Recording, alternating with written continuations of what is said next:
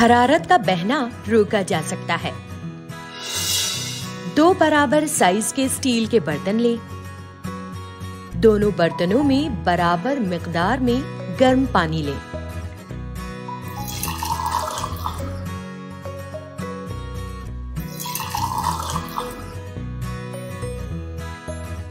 एक बर्तन को किसी कपड़े या तौलिए से पूरी तरह लपेट कर रखें।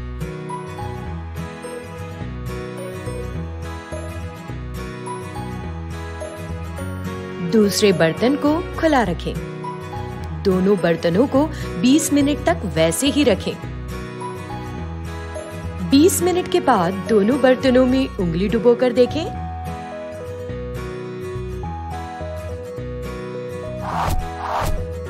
क्या फर्क महसूस होता है? खुले बर्तन का पानी 20 मिनट बाद काफी ठंडा हो जाता है। कपड़े में लपेटे बर्तन का पानी गर्म रहता है। कपड़ा पानी की हरारत को बाहर जाने से रोकता है। इसी वजह से पानी देर तक गर्म रहता है। ये तजुर्बा आप खुद करके देखें।